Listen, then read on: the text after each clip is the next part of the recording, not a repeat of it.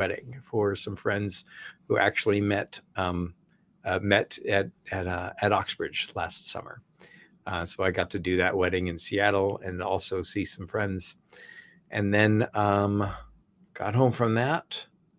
Where else did we go? No, I think that's it. But then off to Romania on Monday. So busy time, and that's why I'm here in my office instead of the home studio. I've got to get a bunch of stuff off my desk before I do some traveling. We'll be speaking for the Southern California C.S. Lewis Society the week after I get back from Romania, speaking to a local church on Lewis and patriotism.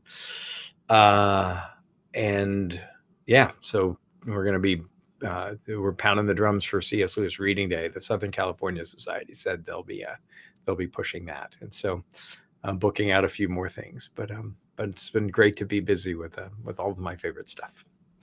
So yeah, and now I need a nap. Hey, well, we're recording this on All Saints.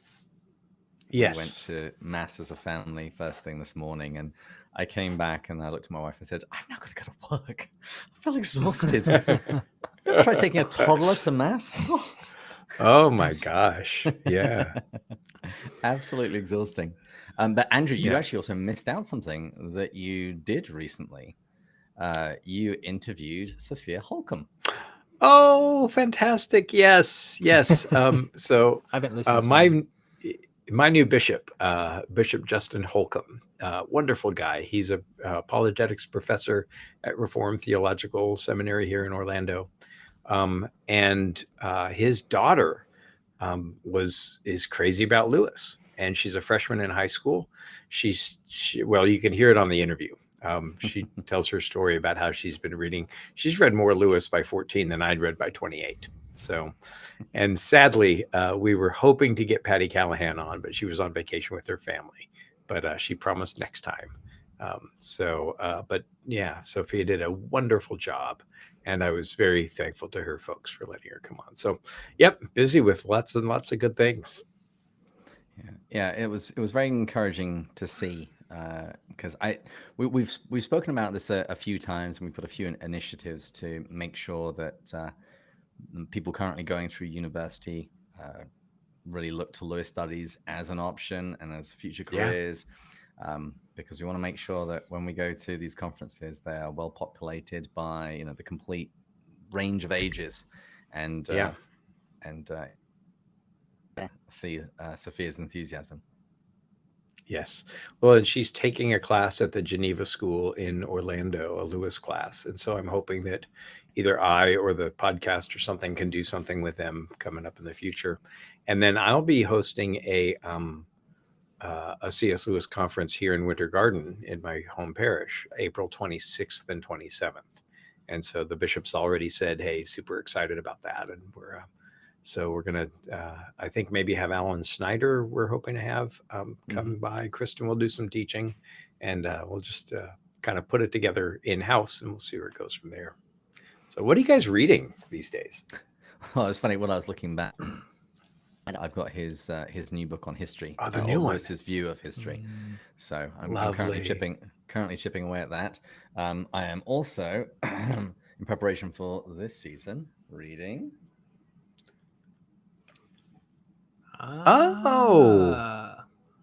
Has that been released yet? It was released. You can't get it anymore. Oh no! Oh, do we have connections? Oh, we do. Okay. Okay, I'll get off Bookfinder in it. Okay. Well, yeah. I reached. What's yours is ours. Well, exactly. I reached out to our fan favorite, Dr. Diana Glyer, because needless to say, she was behind it. Oh, that's right. Yeah. And there may be some copies forthcoming. Maybe. We'll see. It's still on the ground now, but I've nearly finished this. So at the very least, you can get my copy soon. Well, let me just say that on my nightstand that I'm currently reading is Diana Glyer's The Major and the Missionary, a Warnie Lewis. Yeah, is that too blatant a suck up? No, you're good. Yeah, there you go. You mean this one? Oh, see, now who's doing show and tell? Well, I was going to say, I mean, we started this live stream and I was thoroughly expecting you. Look what I've got. But of course, you're at work. And so all of your treasures are at home. They are, although I do have an icon of all the saints given to me from Father B.J. Burricker at All Saints Church in Chevy Chase. That's so cool. Yeah, don't have a ton of the Lewisy stuff. But the Major and the Missionary is a series of letters between Warren Lewis and his own American lady, an American missionary doctor named Blanche Biggs in Papua New Guinea. And Diana has produced a stage play of this, and I've actually participated in that. I got to play Len Miller in a production of it in Northfield, Massachusetts, just once. And I walked on stage and read a letter. And it's fantastic. And she's published all their correspondence, and both sides of the correspondence are there, which is quite unusual. And it's really compelling reading. Well, I'm reading right now. One, he wasn't like his brother. Did burn everything. Sorry, Matt. Karen. Yeah. No. Similar. I'm in preparation for the season. I'm doing Joe Rigney's next book, which is, I have to make sure I read this right, C.S. Lewis on the Christian life, becoming truly human in the presence of God. I have to do that interview in about a week. And so I've been pulling a David and listening on an audiobook. And David, my first time ever doing 2.5 times speed.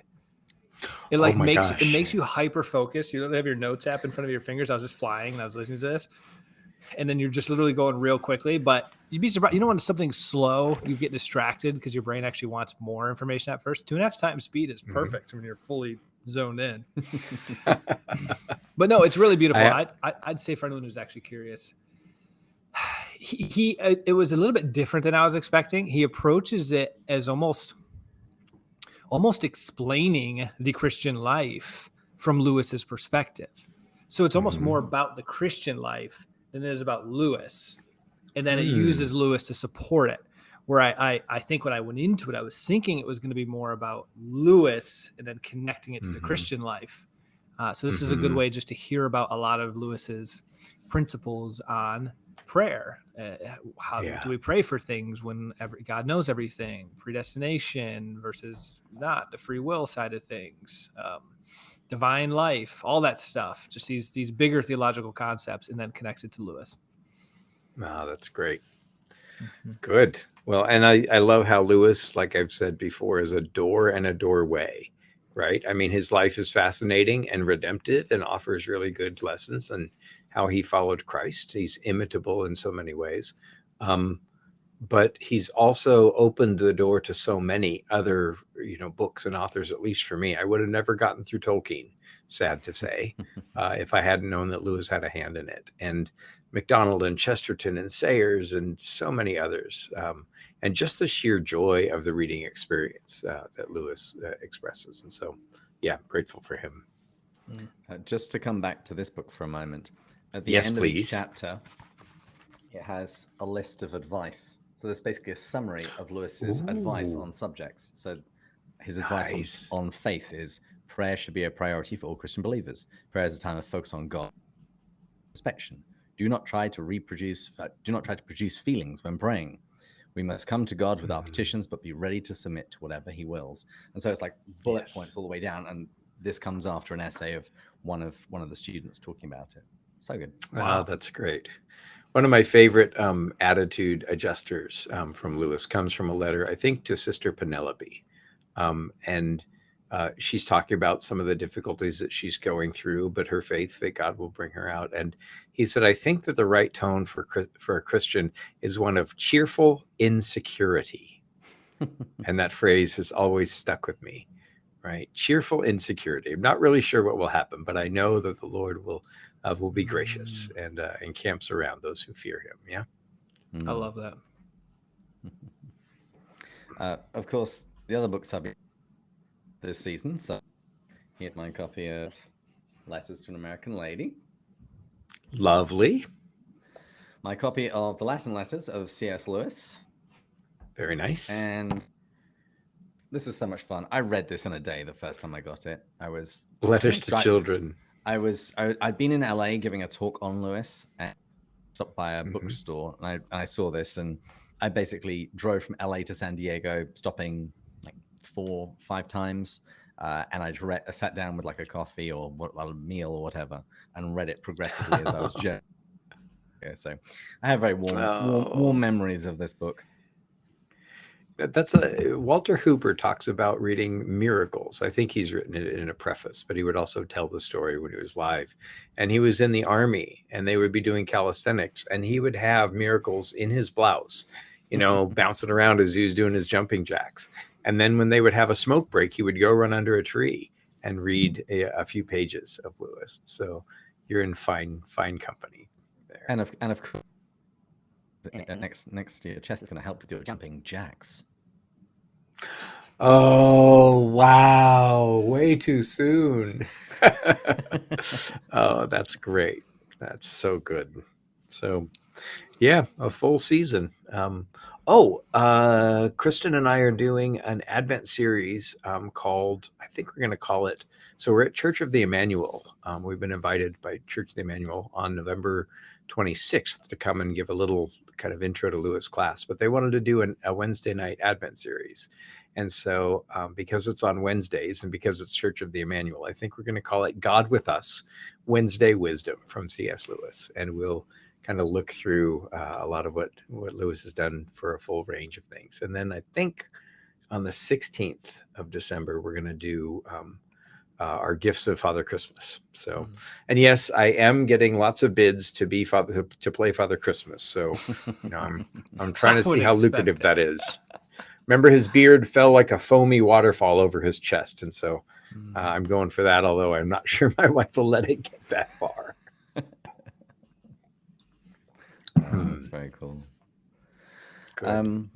Anything else you guys want to share? The last thing I just wanted to do in this live stream was just recap what's going to be happening in season 7. But is there anything else on your mind that you want to share? I just want to encourage listeners, especially on this All Saints Day, to take a moment to think about those who we love and see no longer, and thank them for their legacy, and live out that legacy. It's been 125 years since Lewis passed, and so many who have gone on before. And then as we think of those, as we go into November, I'm sure everybody's going to crank up and try to get us to buy everything. The latest in turkey basters or bad holiday sweaters. Let's keep remembering to walk with him and to look for him in all of the noise, and maybe even choose some deliberate silence in this upcoming season. Everything is going to be clamoring for our attention and for our wallets and for our hearts.